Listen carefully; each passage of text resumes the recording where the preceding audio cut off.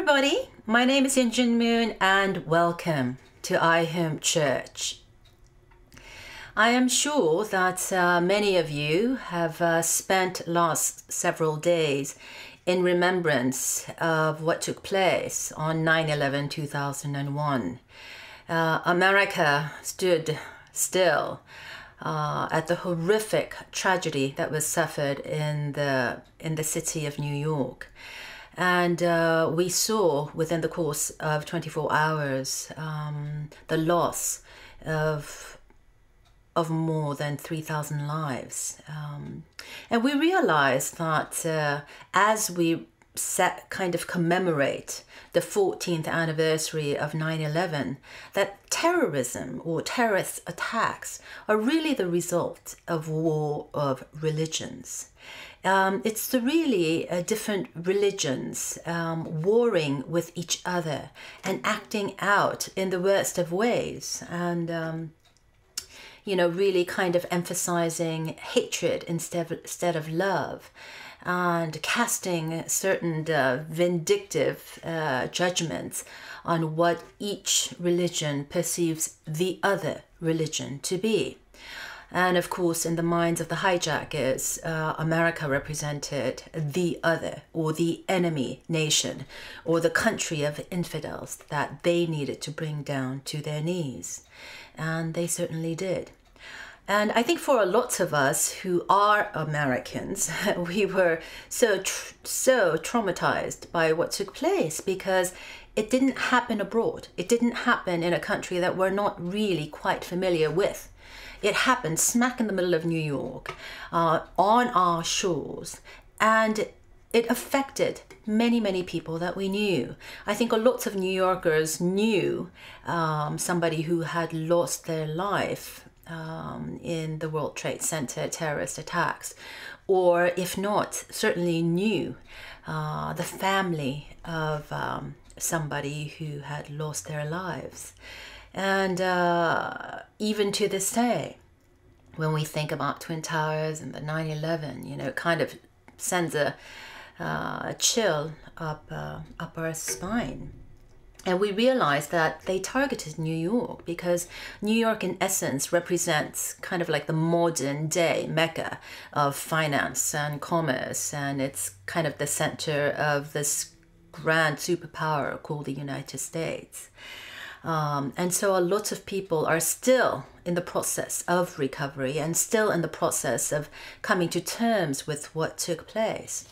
And therefore, when we heard on the news, such as CNN and different media platforms, that a huge crane crashed into the Grand Mosque in Mecca on the very day that the terrorist attack took place 14 years ago on September 11th, and over 237 people were injured in the mosque, and of course this Grand Mosque is the holiest of mosques in Islam, and certainly in preparation for the Hajj, or the annual pilgrimage that all Muslims, faithful Muslims, are encouraged to take. It certainly sent shockwaves not just to the Muslim community, but to communities all around the world.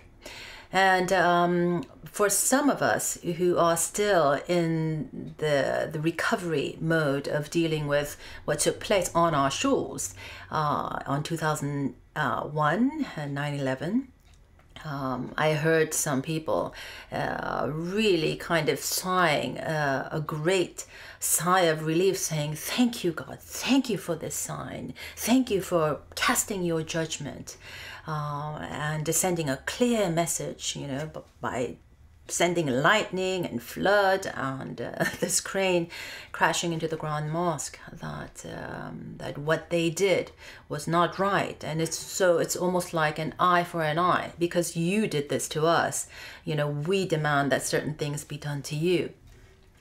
And when I heard some comments like that floating around, not just in my social circle, but to somebody who that I knew very, very well, I was reminded that many times we are we find ourselves blinded by our own anger, by our own pain and hatred, that we forget that our purpose, the purpose we exist, the purpose we are given this life by God, is to really love and to be loved.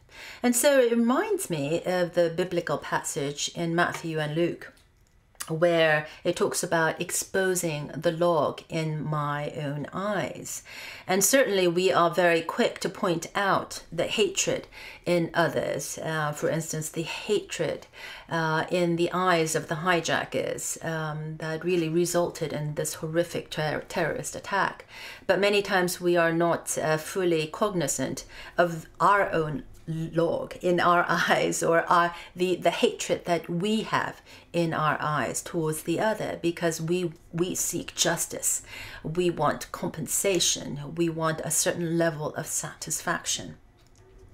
And this is where I feel that the question of identity comes into play, and really is something that we need to think about, because we know that, for many of us who are parents ourselves, that children kind of go through a process of kind of opening up their eyes to see the world. And we know that they go through a process of, soon after realizing that they are able to see the world, they come to realize that, wow, I can see. But then a little while later, they realize that means when I can see, it also means that I am also seen by the other. And most children do not decide what kind of a family or a society or a community or a nation or a culture they are born into. And so here we are born into this particular culture or a family. And we go through a process of really understanding the interplay between the me, my ability to see, and the other, how the world sees us.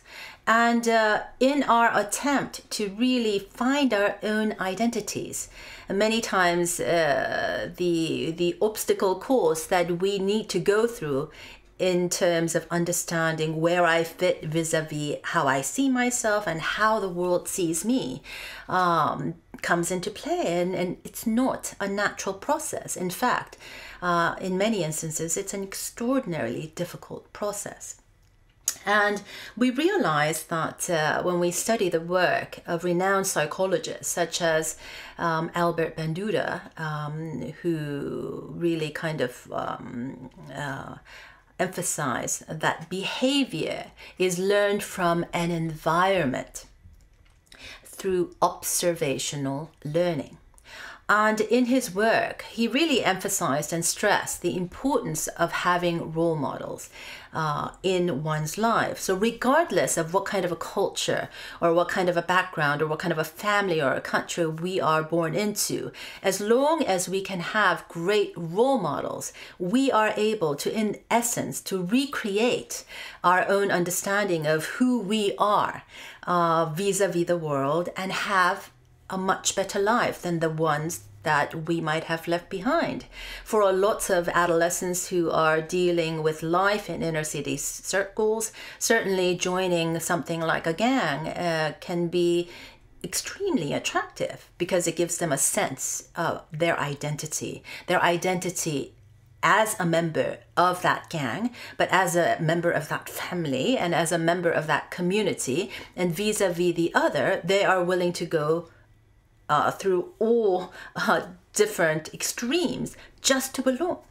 And when you look at the minds of the hijackers, it's not very far, and it's quite understandable why they would do what they would do, because they have identified themselves in this family, in their culture, call it terrorists or ISIS or whatever you want to call it, and they are bound by their family or their understanding, and their behavior acts out what they perceive themselves to be in here.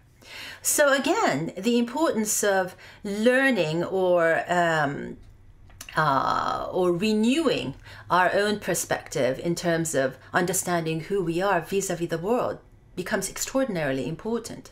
And so the hijackers or young adolescents who want to become parts of a gang, they want to be included, they want to belong, they feel empowered and strengthened by the familiar bonds that are created, and they want to be the hero in their surrounding. And the hijackers are no different. They want to be the hero to their people. And this desire to be the hero, to be this grand deliverer, overrides any sense of the other or any sense of all the other people who are living in the world today. And so when we realize that, the children from a very young age go through this development where they go through a period of recognizing, they learn to say no, and they recognize that we are saying no to the other. But then through proper role models, hopefully the parents in their life, they learn about sharing and they learn about the other. They actually put a name to it. It's not just mine and me, but it becomes your and you. But it takes a great deal of effort and more practice and learning to take the child from the mere understanding of me, myself, and I, and you, the other out there, to a sense of wanting to be inspired and empowered, to connect with the other, and actually come to a sense or developing a sense of we as opposed to I and you, or a sense of our. This is our world.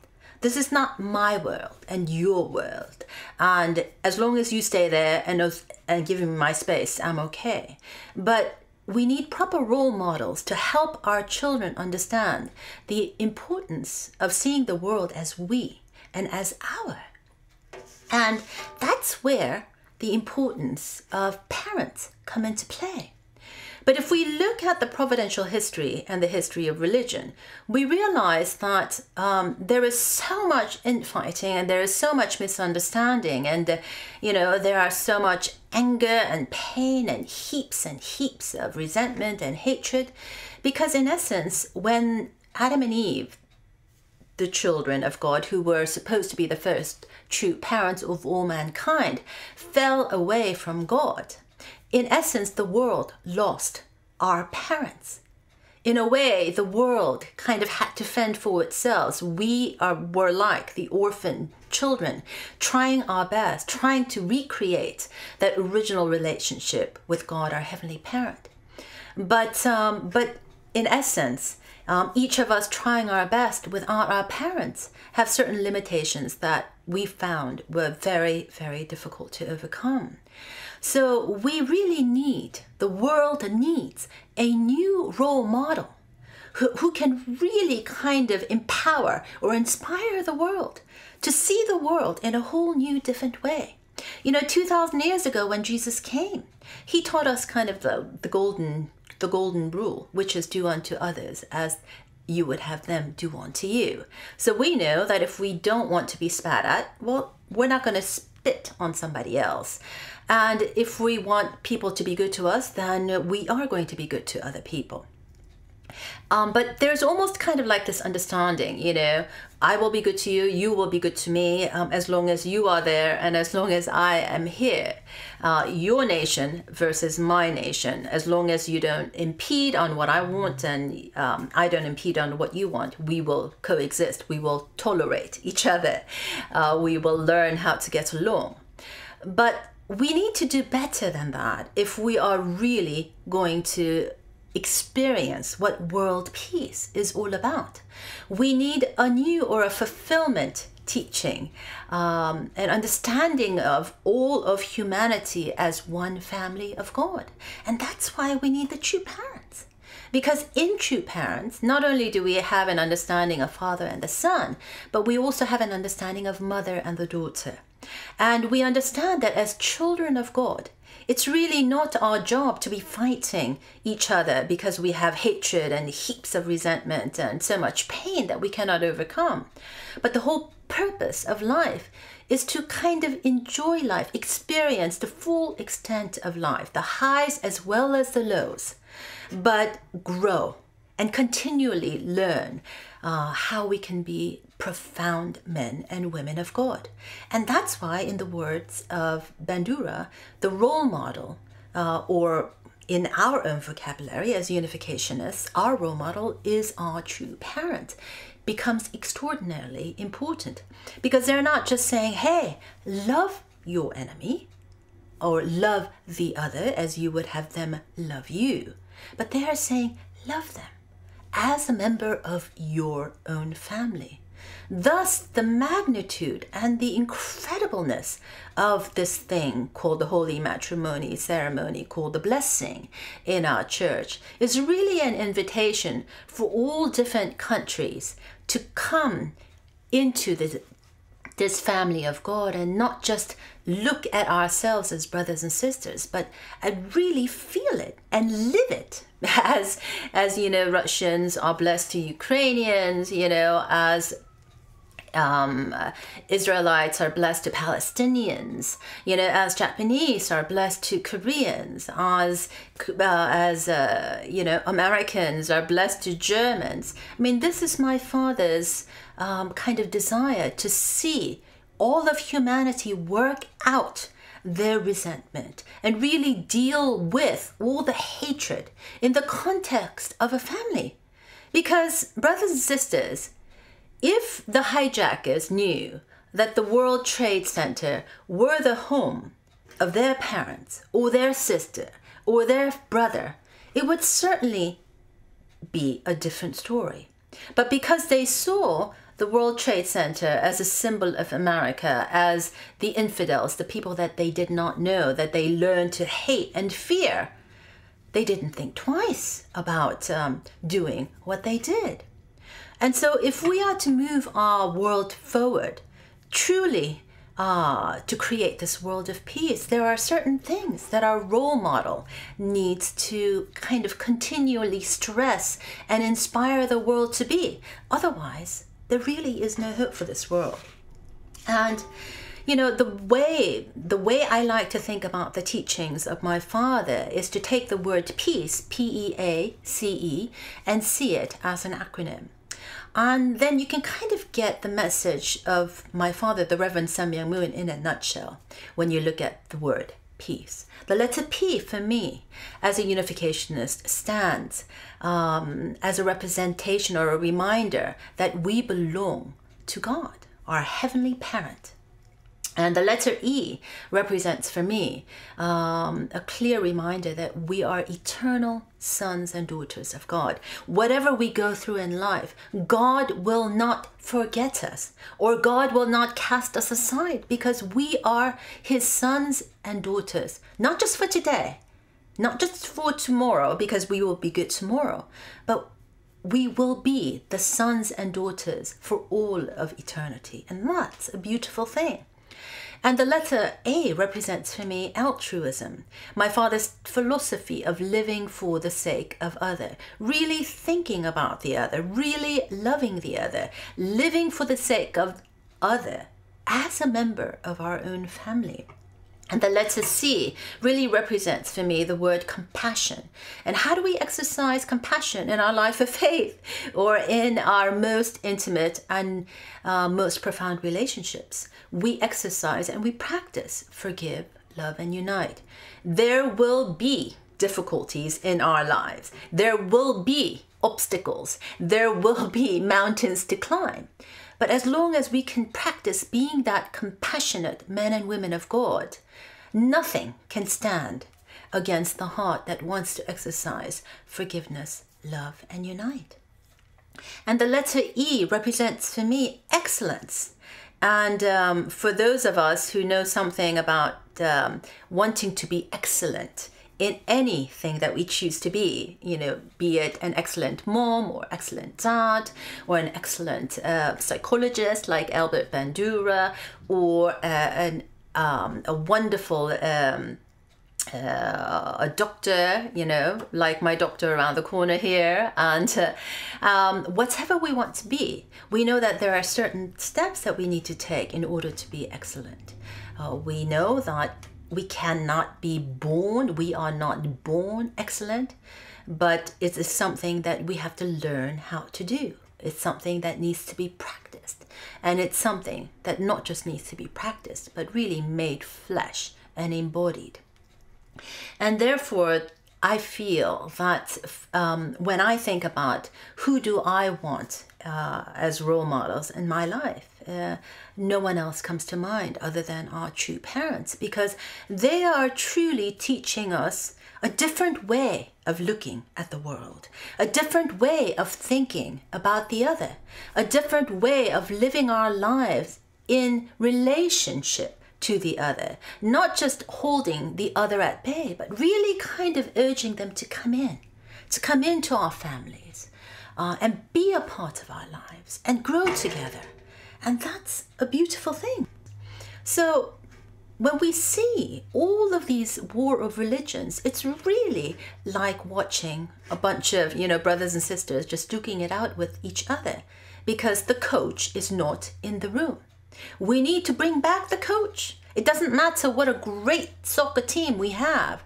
They will just not do as well as they could if they had a fantastic coach that is guiding them, that is encouraging them, many times, you know, kicking their butts behind the scenes to really impel and compel them to be a better team player.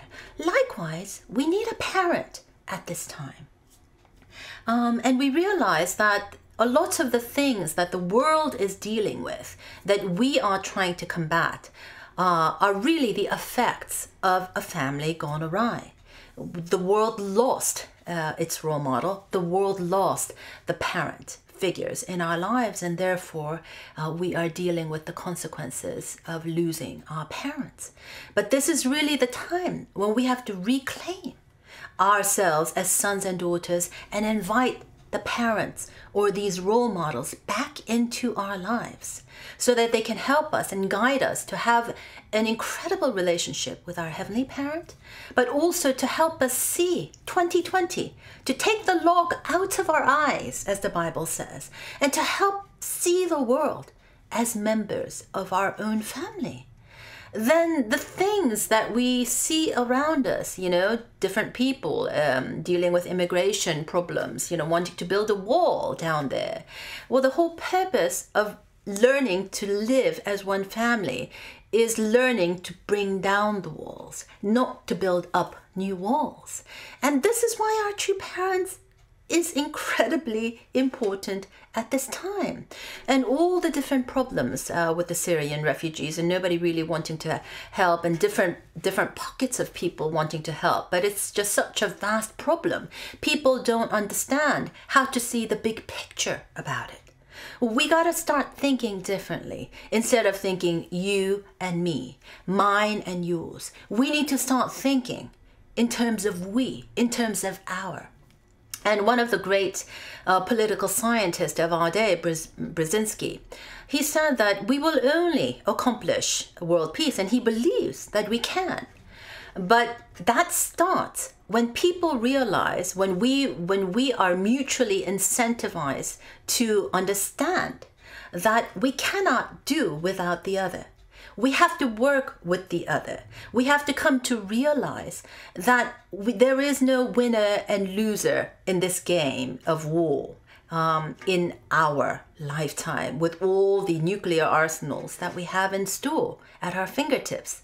We have to win together or lose together. That's the only option that we have. So we have to understand that we need to work together, and not just work together, but we need to learn to love really as a member of one family under God. And that is the incredible message our true parents brings at this time. So in remembrance of the horrific terrorist attack that took place 14 years ago, Instead of us, saying, hooray, God is finally vanquishing the enemy and, causing them suffering. Can we do better as an elder nation of the world that America is? As the elder son country, can we inspire the world to see the world in a totally different way, recognizing that we belong to one family? Can the elder son nation, America, really implore the world to recognize the importance of our true parents, recognize the importance of having a role model or that guide or that coach in our life that will help deliver this world, a huge soccer team, to be the best that it possibly can? I believe that we can. And I believe that it starts with you and me as proud and confident unificationists with a clear message and a clear calling. And our job at this time is to really work with our role model, really work together with our true parents and not degenerate into different factions and into different understandings of what our father was trying to teach, but see the big picture. Why is the Messiah necessary? Why do we need a Messiah? Because the Messiah is supposed to be the role model that Bandura talks about. Because behavior is learned in an environment. We need to create an environment of true love. We need to create a true love culture. And Bandura goes on further that behavior is learned in an environment through observational learning. We learn by observing. We learn by working together with our role model. And that is our true parents. So brothers and sisters, be grateful in our lives that we have God, our heavenly parent, and our true parents in our lives. And let's go forward with a clear vision, the vision without the log in our eye. And instead of wishing upon the other what they have wished upon us, do better and actually be the one to say a prayer for all those who have lost their lives at the Grand Mosque and for all those that were injured, because they are our brothers. They are our family.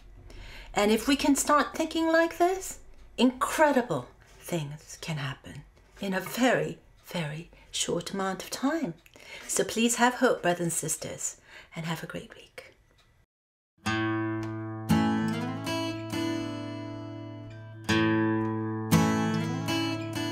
As I walk through this wicked world, searching for lights in the darkness of insanity, I ask myself, is all hope lost? Is there only pain and hatred and misery? And each time I feel like this inside, there's one thing I wanna know. What's so funny about peace, love, and understanding? What's so funny about peace, love, and understanding?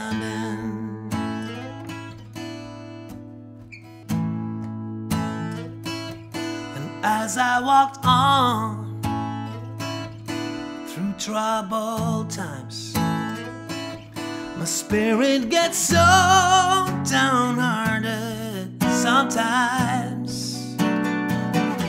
So where are the strong?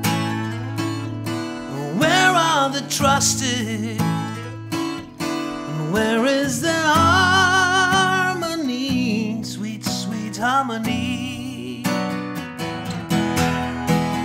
Each time I feel it slipping away, it just makes me wanna cry. What's so funny about peace, love, and understanding? Ooh. What's so funny about peace, love, and understanding?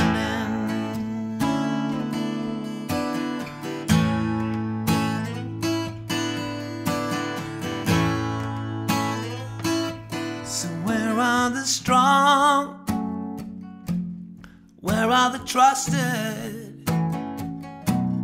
Where is the harmony?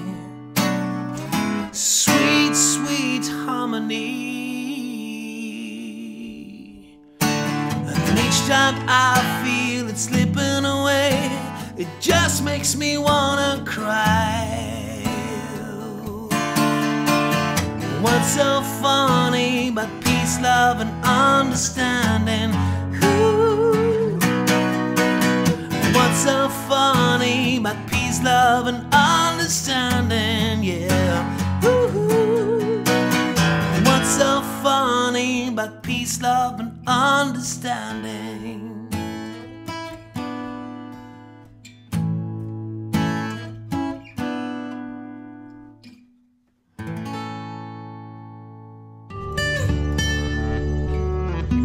If you have any questions and comments, please leave them below the video or go to jinmoon.com and use our contact form. And don't forget to subscribe to our email list. And for those of you who want to contribute to our work here at iHome Church, just click on the donate button. Thank you.